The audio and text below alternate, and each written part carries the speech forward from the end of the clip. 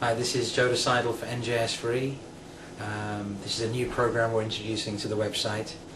It's going to be called NJS4E UnCut, and in this particular edition we have somebody that some of you may have heard of before. He was known a few years back as Mr. Dalvin, then later was known as Dalvin Degrate. Of course, he's one of the members of the super hip-hop soul group Jodeci. We're going to ask him a few questions on Jodeci, on what he's been doing as far as production work is concerned, and whatever else he feels fit to talk about. We're in Beverly Hills right now, and we're about to drive up to Century City or Universal to meet up with him. This is Jodecidal for NJS4E. We're heading up on the 101, about to meet one of the original bad boys of R&B, from the original masters of hip-hop soul. We're heading up the 101, going to Woodland Hills. We were going to meet him in Century City or Beverly Hills. Change of plans. You guys may know him. This man has produced a significant portion of his group's 3 albums.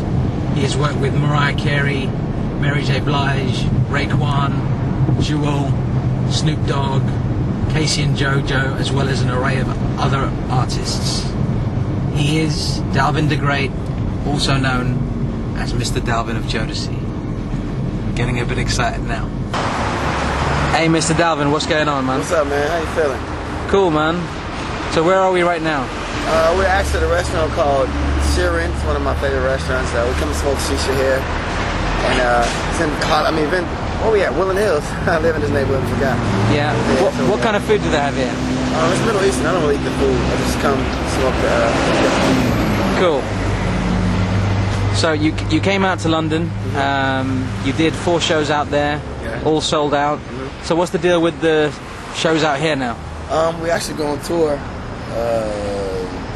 July 13th. The first date is in Orlando. July 13th. Yeah. And the second date is Our second date is I always got the itinerary, so Orlando, Miami, Atlanta, and it's gonna just roll for a couple of months. So what's the dealio with the rest of the world? Well, we're gonna just take it slow. We probably could do the United States, release a new album, then go back out and do a world tour. Yeah, we'll get back to that album that you're talking about just now a little later. Okay. But your favorite Jodeci album and track, and why? My favorite song was, I think, "Cry for You." Yeah. It was just a nice song. I like the video. I like the whole concept of the song. And I'm not really a ballad type person, but that was like my favorite ballad, I think. It's a pretty good track. Oh yeah, I love it. And the video was kind of cool too. It's kind of like with Road Warriors out there in the sand with the black leather on. Yeah. Was it hot with the...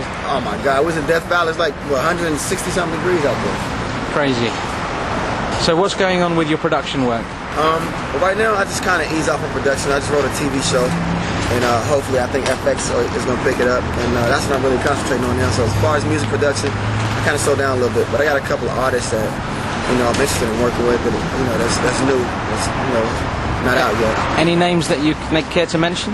A guy named Tone, who we call Forever now, and a guy named maybe MJ, not Michael Jackson, but that's his name, MJ.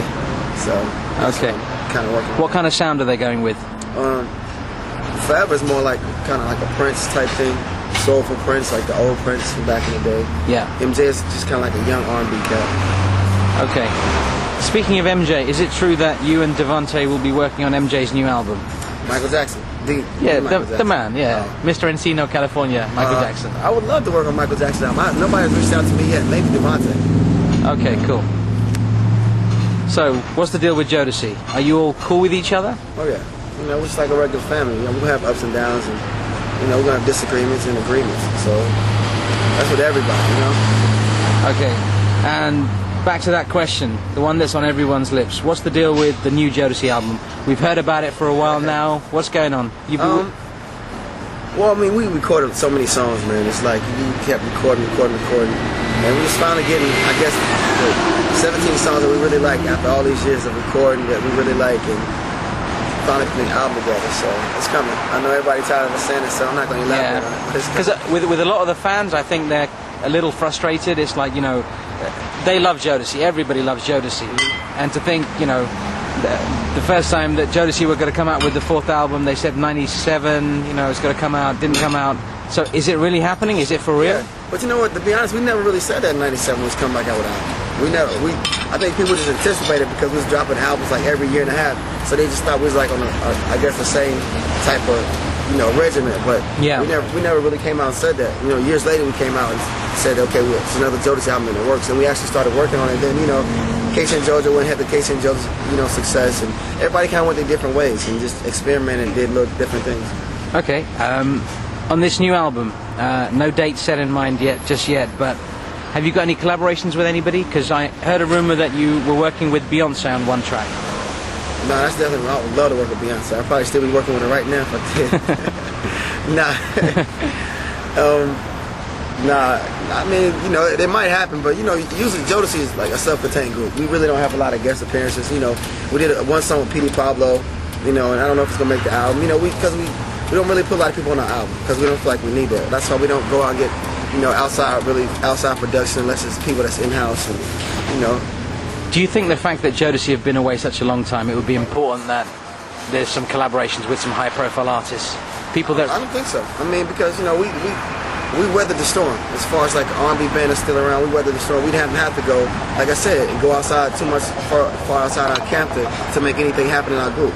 So I don't think that, you know, just having a bunch of rappers and everybody jumping on your project will make a project stand. I mean, we don't need the type. That's like, you look at the Rolling Stones, they don't have to go get other, you know, young, you know, hot rock acts to get on their album and make the album sell. That's what they do. That's what they've been doing for years. You know, if you look at Aerosmith, they don't collaborate with a lot of people on their album. That's the type of band we are. You know, we don't have to go get hot producers. We don't have to get nothing. Everything is in-house. So we never been that type of band. Even when hip-hop was big, you know, we started the R&B hip-hop era.